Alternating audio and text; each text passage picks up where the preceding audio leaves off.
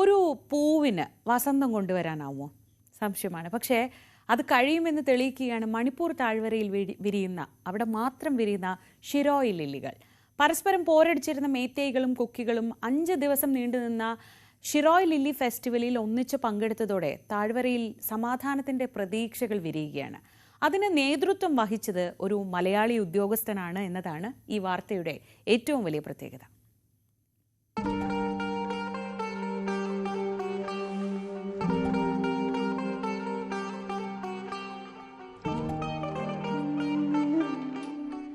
ഷിരോയി lily ഇന്ത്യയിലെന്നല്ല, ലോകത്ത് തന്നെ മറ്റെവിടെയുമില്ലാത്ത, മണിപ്പൂരിൽ മാത്രം കണ്ടുവരുന്ന പ്രത്യേകതരം ഒരു പൂവാണിത്.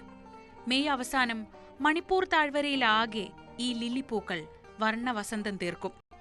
മണിപ്പൂരിന്റെ സമ്പന്നമായ ജൈവ വൈവിധ്യത്തിന്റെയും സാംസ്കാരിക പൈതൃകത്തിന്റെയും അടയാളമായി ആ പൂവിന്റെ പേരിൽ ഒരു ഉത്സവം തന്നെ ഒരുക്കിയിരുന്നു മണിപ്പൂർ സർക്കാർ. പാരിസ്ഥിതിക അവബോധം സൃഷ്ടിക്കുന്നതിനും സുസ്ഥിര ടൂറിസം പ്രോത്സാഹിപ്പിക്കുന്നതിനുമായി സംഘടിപ്പിച്ചു വന്നിരുന്ന ഷിരോയി ലില്ലി ഫെസ്റ്റിവൽ. പക്ഷേ കഴിഞ്ഞ 2 വർഷങ്ങളായി വംശീയ സംഘർഷം നിലനിൽക്കുന്ന മണിപ്പൂർ ആ ഉത്സവവും അതിൽ നിന്നുള്ള സന്തോഷവും എല്ലാം മറന്നിരുന്നു. നാഗ ഭൂരിപക്ഷ മേഖലയായ ഉക്രൂലിൽ നടന്നു വന്നിരുന്ന ഷിരോയി ലില്ലി ഫെസ്റ്റിവൽ ഒരിടവേളയ്ക്ക് ശേഷം ഇത്തവണ വീണ്ടും സംഘടിപ്പിച്ചപ്പോൾ അത് ഒരു നോർമൽസി ടെസ്റ്റ് ആയിരുന്നു. സാധാരണ നിലയിലേക്ക് നാടിന് തിരികെ എത്താനാകുമോ എന്ന പരിശോധന.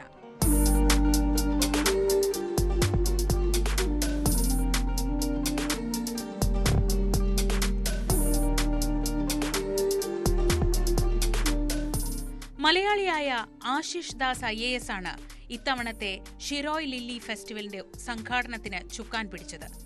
മണിപ്പൂരിലെ ഉക്രൂൽ ജില്ലാ കളക്ടറാണ് കൊല്ലം സ്വദേശിയായ ആശിഷ്. ഉക്രൂലിൽ ഇത്തവണ ഫെസ്റ്റിവൽ നടത്തണമെന്നാവശ്യപ്പെട്ട് നാട്ടുകാർ രംഗത്തെത്തിയപ്പോൾ ഗവർണർ അജയ് കുമാർ ഭല്ല ഒപ്പം നിന്നു.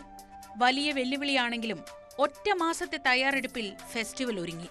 ഫെസ്റ്റിവലിന് തുടക്കം കുറിച്ച് ഗവർണർ അജയ് കുമാർ ഭല്ലയും ആശിഷ് ദാസും ഒന്നിച്ച് ഉക്രൂലിലെ മലനിരകളിൽ ട്രക്കിംഗ് നടത്തി.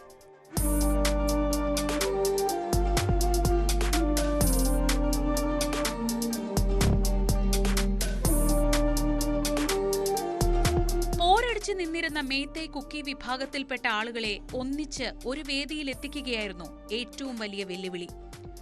സായുധ പോരാട്ടം നടത്തുന്നവരോട് വിരട്ടും സമവായവുമൊക്കെ ഒരേ സമയം വേണ്ടിവന്നു. മാധ്യമപ്രവർത്തകർ മേള ബഹിഷ്കരിക്കുന്ന സാഹചര്യം വരെ ഉണ്ടായി. പരിപാടി കലക്കാനുള്ള എല്ലാ ശ്രമങ്ങളെയും അതിജീവിച്ച് വലിയ സുരക്ഷാ സന്നാഹത്തിനിടയിലാണെങ്കിലും ഫെസ്റ്റിവൽ നടത്തി വൻ വിജയമായി. ഫെസ്റ്റിവലിനോടനുബന്ധിച്ച് നടന്ന ബൈക്ക് റാലിയിൽ 100 കണക്കിന് യാത്രികർ സമാധാനത്തിന്റെ പതാകയുമേന്തി നിരന്നു. സമാപനത്തോടനുബന്ധിച്ച് നടന്ന റോക്ക് ഷോ കാണാനെത്തിയത് 10,000 കണക്കിന് ആളുകൾ. അതായത് മണിപ്പൂർ കാത്തിരിക്കുകയായിരുന്നു സന്തോഷത്തിനായി, സമാധാനത്തിനായി. ഷിരോയി ലില്ലി പോലെ വീണ്ടും മണിപ്പൂർ താഴ്വരയിൽ പൂത്തുലയട്ടെ സ്നേഹത്തിന്റെ വസന്തം. അതിന് ഒരു മലയാളി നേതൃത്വം നൽകുമ്പോൾ അത് നമുക്കും അഭിമാനം. News desk, News 18.